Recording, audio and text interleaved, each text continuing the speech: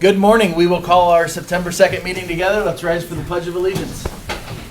I pledge allegiance to the flag of the United States of America and to the republic for which it stands, one nation, under God, indivisible, with liberty and justice for all.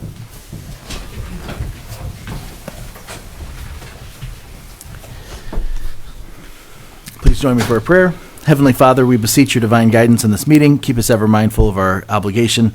Grant us, dear Lord, wisdom, tolerance, and courage that we may well serve our county and fulfill our trust. Amen. Amen. I will make a motion that we approve the minutes of August 19th. And I will second that. We have a motion and a second. Is there any discussion? Roll call, please. Hambley? Yes. Harrison? Yes. And we have a proclamation this morning. I will read, and then we will take action on. This is a recognition of the month of September as National Recovery Month. Whereas it has come to the attention of the Board of Medina County Commissioners that National Recovery Month is a national observance held every September to educate Americans that substance use treatment and mental health services can enable those with mental and substance use disorders to live healthy and rewarding lives. Whereas now its 36th year, Recovery Month celebrates the gains made by those living in recovery. Whereas National Recovery Month is dedicated to increasing awareness of substance use disorders and honoring the people in our lives who are thriving in recovery. Whereas Recovery Month celebrates the gains made by those in recovery, just as we celebrate the health improvements made by those who are managing other health conditions such as hypertension, diabetes, asthma, and heart disease. The observance reinforces the positive message that behavioral health is essential to overall health, prevention works, treatment is effective, and people can and do recover. And whereas the Medina County Mental Health and Recovery Board and Hope Recovery Community are dedicated to increasing sustained recovery by providing hope, support, advocacy, and resources to those impacted by substance use. Now, therefore, be it resolved by the Board of Commissioners of Medina County, Ohio, that the month of September is declared as National Recovery Month. Move to approve. And I will second that. Any discussion? We do have some folks from the Recovery Center here, from Hope Recovery Community and the Mental Health and Recovery Board, but let's vote, and then we will bring them up to present this. Hambley? Yes. Harrison? Yes. Can you folks come on up? We have Philip, and we have Sammy, and Megan are here, right? Thank you. Thank you so much. Thank you for being here. Thank you. Thanks. Philip, thank you for being here. Thanks a lot.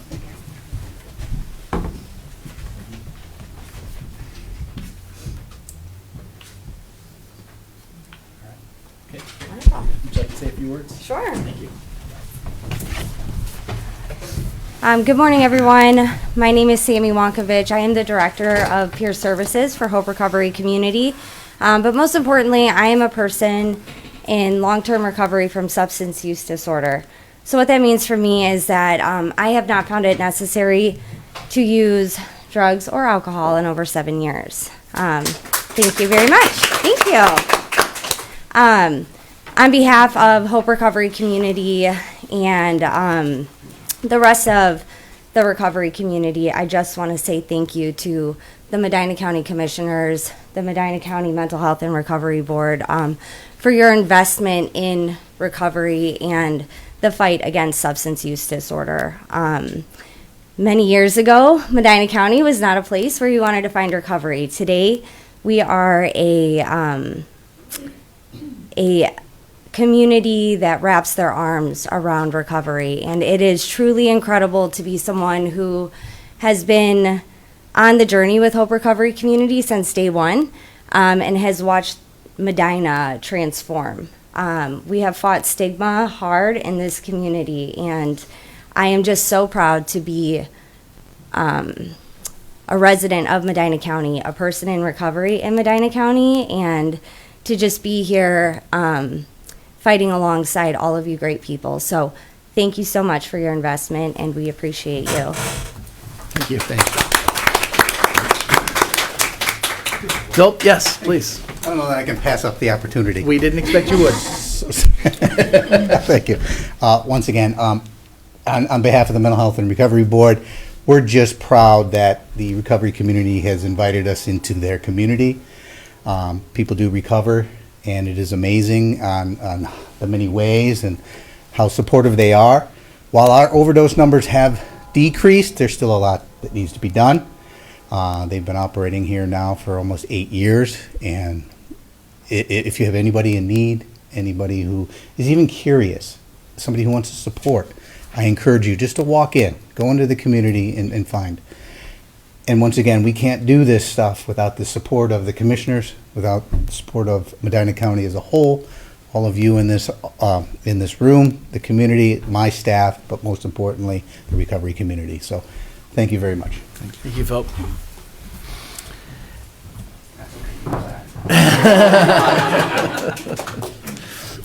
Next up, we have public comment for public comment regarding any pending resolutions. Is there any public comment regarding pending resolutions? Seeing none, we move on to resolutions. First up is the county engineer, represented by Dan Becker. Morning, Dan. Morning. I've got 5 resolutions for your consideration today. First is authorizing change number one for the Medina County pavement planing and repair project. The second is the necessity to close Greenwich Road for a culvert replacement. The third is the necessity to close Lake Road for a culvert replacement. The fourth is the necessity to close Smith Road for a culvert replacement. And the fifth one is approving change order number 1 for the Medina Line Road Bridge number 18 replacement project. I'll move to approve the 5 resolutions. I will second. Any discussion? Roll call, please. Hambley? Yes. Harrison? Yes. Thanks. Have a good week. Thank you, Dan. You too. Next up, Jeremy Cinco.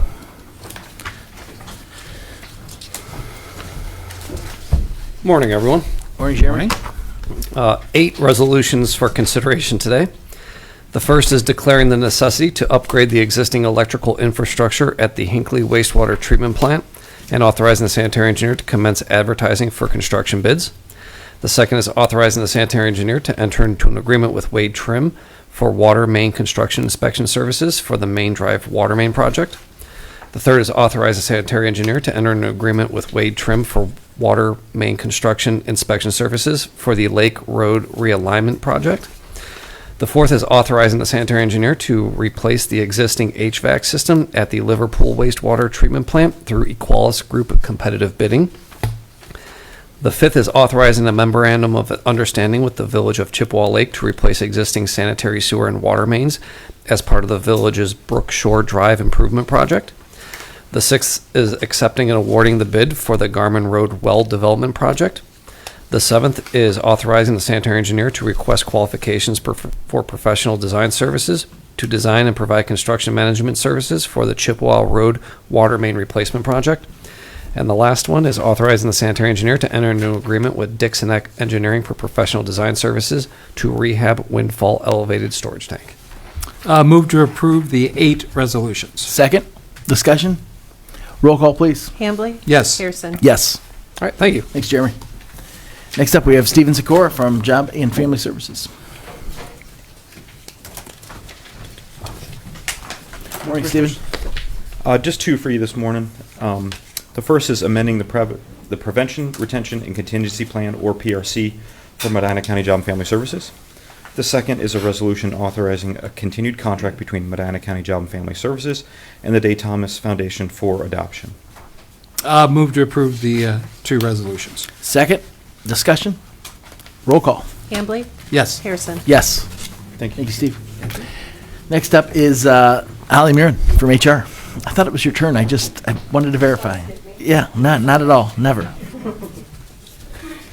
Good morning. Morning. Morning. On our personnel changes resolution today, we have 5 new hires, 2 at Solid Waste District, 1 at Maintenance, 1 in Sanitary, and 1 in Transit, 1 promotion in Transit, 9 rate increases, 1 in Maintenance, 3 at County Home, 1 at IT, 1 in Transit, 1 at Job and Family Services, 1 at Sanitary, and 1 in Senior and Adult Services, 1 resignation at Senior and Adult Services, 2 probationary removals, 1 at County Home and 1 in Maintenance, and 1 appointment cancellation in Sanitary. Move to approve. Second. Discussion. Roll call. Hambley? Yes. Harrison? Yes. Thank you. Thank you. Next up is Brett Thomas, Finance Director. Morning, Brett. Good morning, Commissioners. I have 8 resolutions for you today. Jeremy decided to time me today. Yeah. That was a first. Rarity. Our first one is expenditure adjustments for various funds. This is just moving things for the Sheriff's Office. One was a invoice paid from a wrong line. The other two are grant movements. Our second resolution is revenue adjustments for various funds. This is a grant receipt that was deposited into the wrong account. Our third resolution is authorizing the purchase of 6,600 gallons of unleaded gasoline for the engineering center. Our friends at Ports Petroleum came in with the low bid again at $2.1198 per gallon. Our fourth resolution is our excess property resolution. And our fifth resolution is transfer of inventory between offices. Our sixth resolution is expenses for the county engineer for the Ohio Geographic Information Systems Conference in Columbus. Our seventh resolution is expenses of other county officials. We do have one out of state for the sheriff for the National Conference on Corrective Health Care, and that is in Baltimore, Maryland.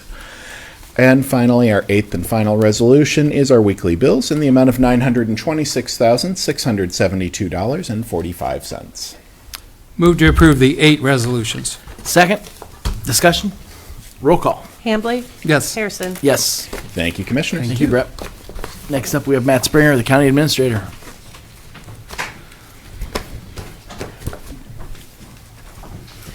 Howdy, Matt. Good morning. I have 6 resolutions. The first one is repealing and adopting an all-hazard and flood mitigation plan submitted by EMA. Second resolution is accepting proposals for the Medina County Jail inmate communications and awarding a contract to Smart Communications. Third resolution is authorizing a change order. This is number 2, associated with the Hubbard Valley Radio Tower project in the amount of $5,000. Number 4 is approving the return of a hazmat flow study trailer from EMA. This was a defective piece of equipment. The 5th is approving a transfer of a vehicle also from EMA back to York Township.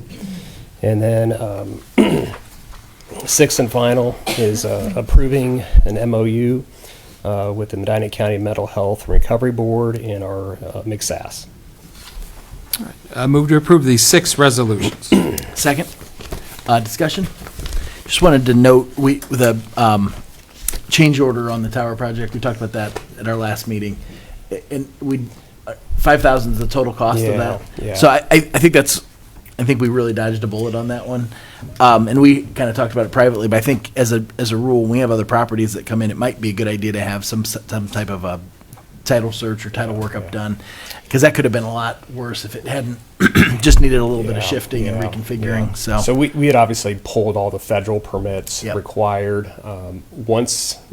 Actually just before Spielman started to drill the borings to pour concrete for the pylons to set the structure, we realized there was a flowage easement that was recorded back in the 1970s belonging to the Muskegon Watershed Conservancy District. So we were able to avoid that encroachment, but that avoidance required a $5,000 change order. And I don't think anybody did anything wrong. It's how we would typically do that when we're receiving property from somebody else. It's just that could have been, if there's concrete in the ground already, it could have become a lot bigger problem. So I'm glad it was an avoidable issue. So I appreciate your work on getting it done.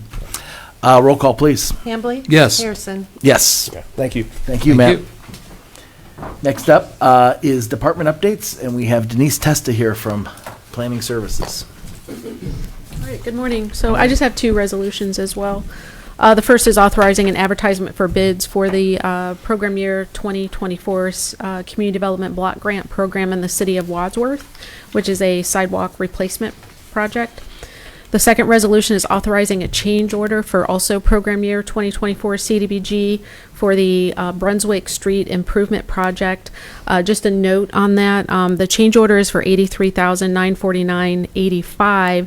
However, the commissioners allocated $156,600. So this change order is not going to impact the amount of funding that we expend out. All right. Move to approve both resolutions. Second. Discussion. Roll call. Hambley? Yes. Harrison? Yes. All right, excellent. So regarding the development agreement, the subdivision regulations and proposed development agreement, RFQ, The legal notice was published on the Gazette in August of 22nd. We also distributed an email to prospective consultants, as well as have contacted the Ohio APA to post on their website, which is known as the American Planning Association. As of today, 14 firms have downloaded the RFQ. In addition to that, I am continuing my tour of local jurisdictions. I've completed so far 12 out of the 22 that are scheduled, so I'm a little bit more than halfway completed. In September, I'm presenting to Westfield Township, Lafayette Township, Montville Township, and Wadsworth Township. Our next Planning Commission meeting is scheduled for this Wednesday, September 3rd at 6:30 in Balcony Room B. For October, we are reviewing a concept plan in Medina Township, and currently for our October Planning Commission meeting, or I'm sorry, the September concept plan, not October. And for our October meeting, we currently have a text and a map amendment. Today is the deadline, so I will know more by the end of today. For our PY24 Community Development Block Grant, for the most part, the Lodi project and Brunswick projects are complete. And as you know, the Lodi project came in under budget, so I will be requesting a budget amendment to reallocate some of those additional funds. The Wadsworth sidewalk obviously will begin bidding with an end date or a construction completion date of November 30th. If we're not able to complete the Wadsworth project by the end of this calendar year, we will rebid it for 2026 as our grant runs through October of 2026. So fair housing, we mailed our annual mailing to our local jurisdictions and nonprofit organizations last month, and then I also have a presentation to Medina Creative Housing next week. For our Zoning Inspectors Networking Community, also known as ZINC, our next meeting is scheduled for September 25th. We will identify townships and villages interested in participating in the zoning notification email proposal from the building department. And then one of the other topics that we discussed was they are interested in creating some templates, some zoning form templates for use for not only existing zoning inspectors, but new zoning inspectors. Our Fairgrounds strategic plan is moving forward. We've received more than 770 responses from the survey. Our focus groups were completed last week through Teams meetings, and then our community leaders meeting will be our final focus group that we complete. Are there any questions? Nope. All right, thank you very much. Very good. Thanks, Denise. Next up, OSU Extensions here. Hello. Good morning. I have for you our updates, and there's also a flyer in there for Ag Day. Great. So hello everybody, my name is Ashley Kulhanek, and I am the Agriculture and Natural Resources Extension Educator with OSU Extension, and I'm here to share a quarterly update. I'd like to start with an important update about the SNAP Education Program. As you may be aware, federal funding for SNAP Ed has been discontinued as of September 30th. County staff will continue to offer programming for the next few weeks as their schedules allow until we are advised to discontinue that programming.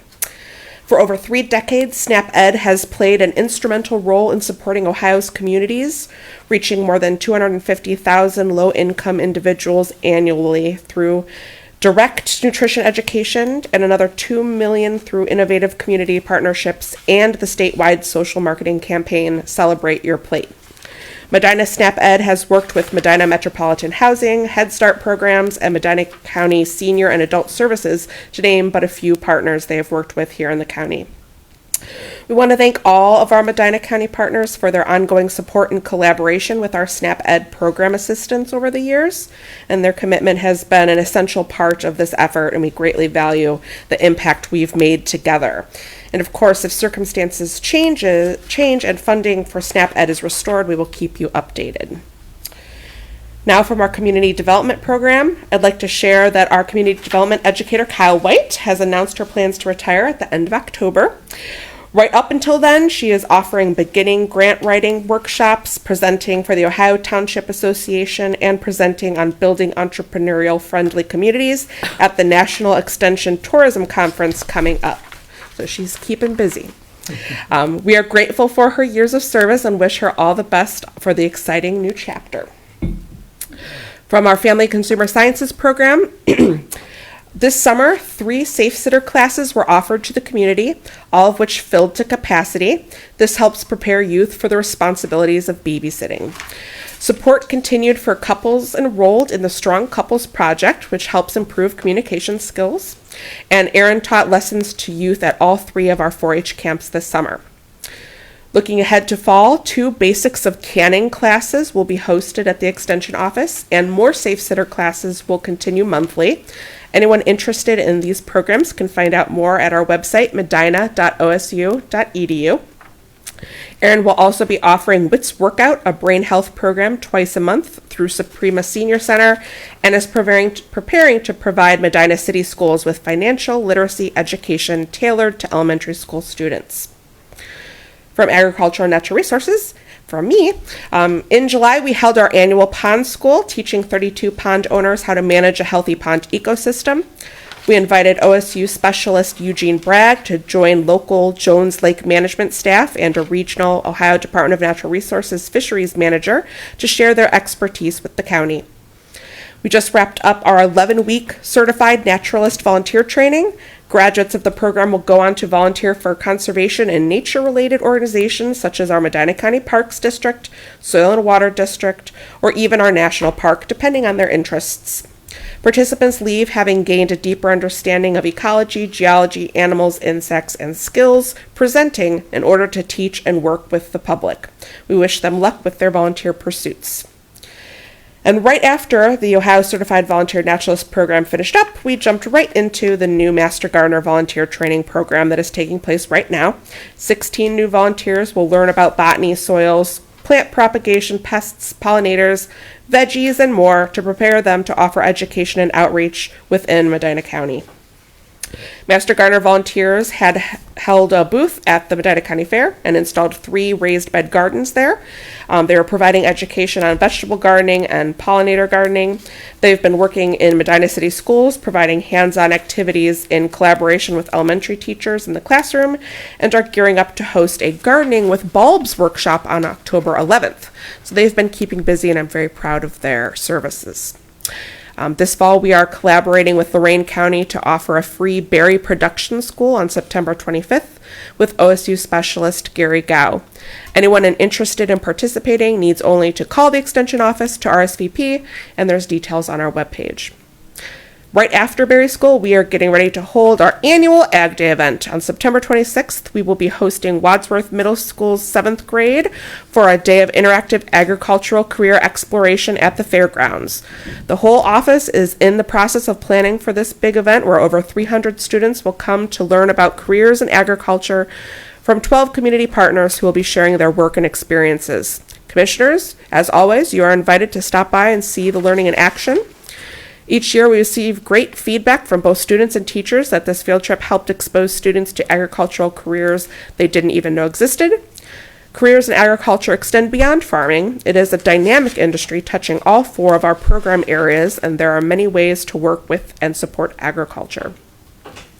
And lastly, from our 4-H Youth Development Program, Medina held 3 successful camps this past June: Cloverbud Day Camp serving kindergarten to 2nd grade youth, a junior day camp, and Kelly's Island Overnight Camp open to youth ages 9 to 14.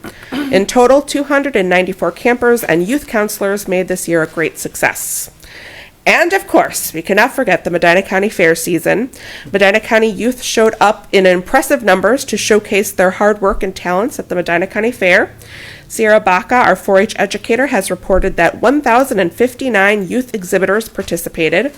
Among the entries, 4,461 entries were in livestock, horse, and dog categories, and an additional 753 still projects ranging from creative arts and STEM to leadership and healthy living projects. These projects reflect the diverse interests and skills of our county youth. So it has been a busy summer. And that's it. Thank you for sharing. Thanks for being here. Thank you. Trying to make an appearance at Ag Day, too. Oh, yeah. And Kyle, will this be your last, this will be the last meeting you're at for a presentation? Yes. But, well, we've enjoyed working with you, but also maybe we could coax you back for a proclamation to acknowledge your retirement too, because I think that'd be Oh, appropriate. for sure. Oh, yeah. So, but thanks for being here. And thanks. You guys always bring the whole crew, which is always a great treat. So, and next up, we have public comment. Is there any other public comment? Seeing? No? Seeing none, move on to discussion session. Matt, nothing? John, do you have anything? Steve? Yeah, actually, I wanted to bring up property taxes. You wanted to address them. You don't want to bring them up. That's right. No, that's already being done by others. So, as you know, the notices went out, and you and I attended the commissioners' symposium last week, and that was like the number one topic. We occasionally got to talk about other things, but everything seemed to go right back to talking about at hand. This is historic. What's happening in many of the communities, and Medina County is one that has also a historic high. And I had asked Matt to give me an idea as to what the increase we're talking about with that increase in valuations, meaning the inside millage, which is the goes up with that. I guess we're anticipating close to. You work with the auditor's office, an estimate of like 3.6 million for that. And part of the discussion that was pointed out by Representative David Thomas and some others is, I guess, opportunities for counties to roll back or more targeted tax relief. Of the various mechanisms, nobody was doing the more targeted piggyback homestead exemption. At least I think Casey from Ashtabula, Commissioner, was up there asking about every session, is anybody rolling this? Nobody's taking advantage of that. And there's some technical flaws with it.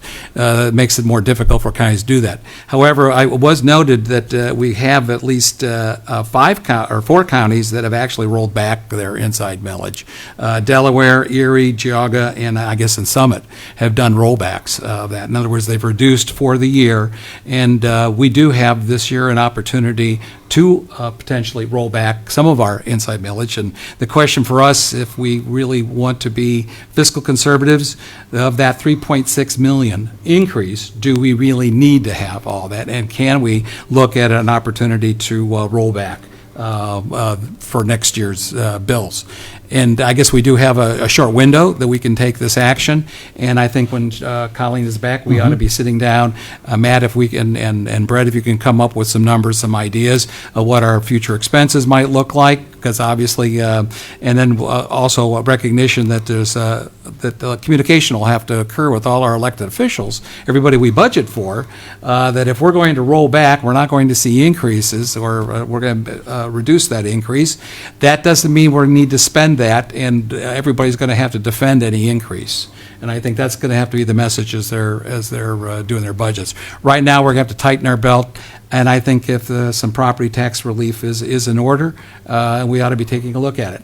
I know in the 90s when we saw this, when I was a freshman commissioner, we had brief discussions about it, and we did not, because we did have a little bump back in the 90s. But this is even a bigger bump at this point, and I think it would be good for us to put that on the agenda next time when Colleen's back.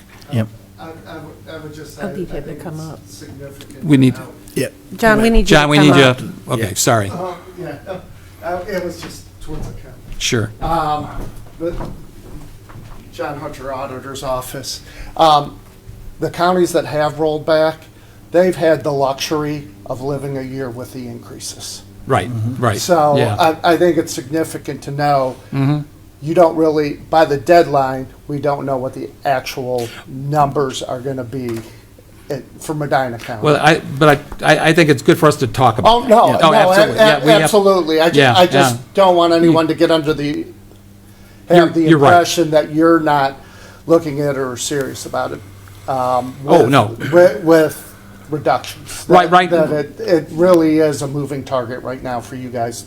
That's what I understand. And Medina County to Yeah. look at. And then I guess the estimate we got from, was it Christie that gave us? The auditors, it's basically, it was conservative at 3.6. Right. And which means is that it could be higher, it could be a little bit lower. And the question for us is, what do we need to do? And I think there is an increase.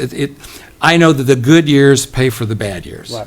And that's what it comes down to. But this is also one of those decisions you can make on a year-by-year basis. Yeah. And the question is, if we're going to have this and then have that bump, can we level it off so that it's not all in 1 year? Right. And I think that's part of the discussion. And hopefully revisions that they're gonna do in Columbus. Well, with that's- property tax and how they hit, because they seem to. That's what we want to hope. do it in, ahead of people already collecting Well, the income. it seemed to be the message Yeah. we were talking about down there, and every commissioner that I talked to that's been talking to their legislature, but they're looking to the counties and local governments to do their share. Yes. And I think- which, yeah. and I'm happy to do that. I'm happy to have this conversation. I think it's a perfectly appropriate conversation to have, because to the extent we can provide some of that relief, I want to be sure that we're considering options for doing that. The thing that I still question, and probably will continue to question, is if every county in the state took steps to aggressively roll things back, does that stop a constitutional amendment or some other No. initiative on the ballot to come up and fix this? And that's what really worries me, because, those are going to be more radical and more wide-ranging, and we're really not going to have a solution if those things come to pass. So there's been some implication, it seems like, from the legislature that, well, if you don't do this, the voters are going to do it for you. They might do it for us anyway. But I think our best laid plans, we owe it to the community to put out there in the first place. So. And I think it should be noted, there's one school district that is gonna roll back some millage on their own. Who- And there's who's that? some other, Cloverleaf. Cloverleaf did? Okay, right. And there's some others that are talking about it. Good. Right, because they have that window to do that. Correct. Yep. Correct. And I think, given that opportunity, we ought to be having that conversation. Yeah. But we Yep. need some numbers and much more as much definitive information as we can. Right. But also, I think all of us are going to have to do our share, because these are extraordinary times. Yeah, Mm-hmm. agreed. Thanks, John. All right, thanks. All right, that was all I had. Anything else? No? And I don't have anything additional to that to add, so I will entertain a motion. Move to adjourn. And I will second that. And Rhonda, will you call the roll, please? Hambley? Yes. Harrison? Yes. Thank you, everybody. We'll see you next week. Thank you.